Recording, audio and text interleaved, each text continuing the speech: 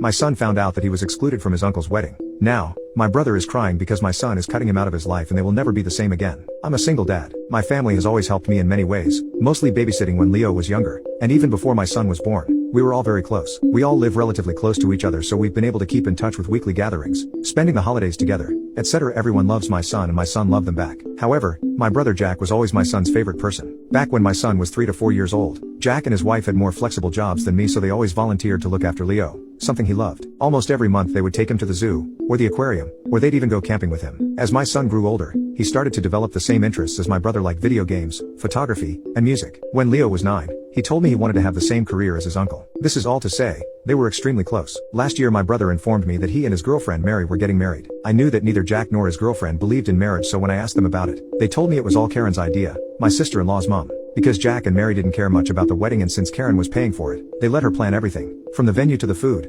music, etc. Karen decided to plan a destination wedding at a fancy resort. In July of last year, we received the invitation and it was addressed to both me and my son. I even had A+1 if I wanted. And as soon as the website went up, I tried to make a reservation for our hotel room. I should clarify that I had to call the hotel to make my reservation because the link wasn't working and I really couldn't risk not getting a room. When I received the email confirmation, it said room for 2 adults, but I didn't think much of it and just assumed it was an error due to the language barrier with the hotel guy. I also bought the plane tickets for us around the same time. Fast forward to January, less than a month before the wedding, when my sister-in-law called me crying saying that Karen had made a mistake with the venue. Apparently, the resort was for adults only, so they didn't allow anyone younger than 16. My son was 13 at the time. I asked her if it would be possible for Leo and me to stay in another hotel, but they told me the whole resort was child-free, so my son wouldn't even be allowed to attend the ceremony or the reception. I was disappointed and I told my sister-in-law I'd talk to my son about it. I knew how excited he was about his uncle's wedding, but she insisted both her and Jack wanted to tell him in person. Honestly, my son was devastated. He started crying as soon as he was told he wouldn't be able to go. He pleaded with them and even offered to give them all of his savings so they could move the wedding. After 30 minutes of this, my sister-in-law got frustrated and just told him that he was being selfish and that this day wasn't about him. Leo eventually apologized and went to his room. After the wedding,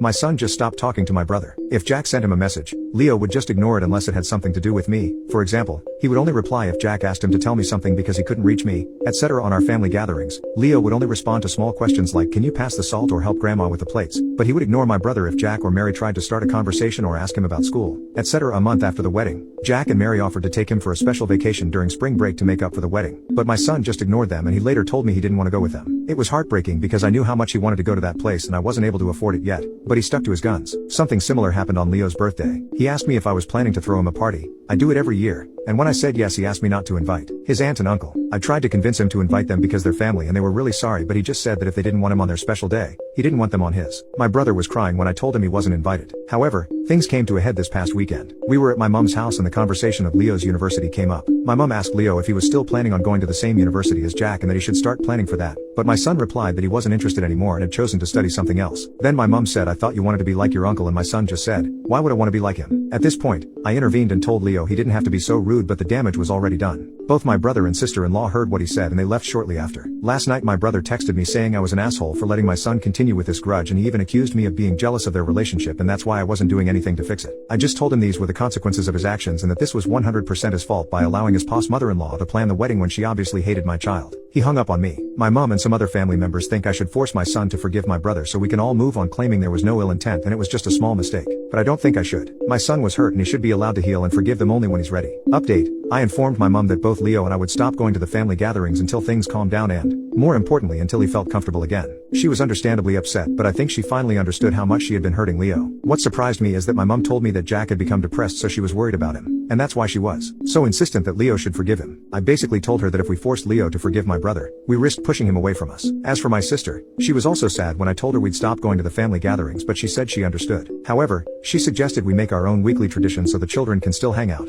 And that's what we've been doing for the last couple of weeks. We decided my nibblings would come to my house one week and then Leo would hang out at hers the next. So far it seems to be working and Leo is happy with this arrangement. I think it helps that he isn't being pressured by the adults expecting him to talk to his uncle. I texted my brother asking him to meet me so we could talk. I had told him that I wanted to speak with him alone so Mary wasn't present. Jack immediately apologized and said how much he regretted what he had done and the things he had told me. He confirmed what I already suspected and said he was stressed because of the constant fights with Mary. He mentioned that he had considered divorce because of how bad the fights got. I may seem cruel here, but I basically told him that I didn't care about that. What I wanted was for him to tell me the truth about what the hell had happened. Jack maintains that he didn't know about the venue being child-free until last November. However, like many of you suspected, Mary had known for quite a while, maybe even the whole time. Apparently, this all started a few years back when Jack and Mary took Leo to the beach. While they were playing, my son had accidentally called Jack dad before quickly correcting himself. From what Jack told me, it was a small mistake like when you call a teacher mom. Leo was embarrassed, but Jack just laughed it off. The catch? Jack's mother-in-law, Karen, and father-in-law had joined them for that vacation and they overheard Leo when that happened. When they came back from their vacation, Karen had gone ballistic claiming she was triggered by some random kid calling Jack dad knowing that Mary can't have children. Mary had tried to explain it was just a misunderstanding, but Karen became extremely toxic and abusive towards Mary and she started making demands like not inviting Leo over when Karen visited, etc. So when Jack and Mary decided to get married, and since they initially just wanted to elope and not have a party at all, Karen manipulated Mary and convinced her to let her plan the perfect wedding for her only daughter. Mary gave in because she was sick of several years of emotional manipulation and she just wanted to keep the peace. So Karen hijacked the wedding and she chose the child-free venue on purpose. Mary discovered this when the venue was booked or shortly after, but she didn't say anything because every time she tried to argue, Karen would play the victim and stuff. Mary claimed that she had tried to negotiate with the resort that an exception be made so the children could attend the ceremony/reception even if they stayed in a different hotel, but the manager stood firm on the policy. But the closer they got to the date, the more anxious she got until she finally admitted the truth to Jack in November. According to my brother,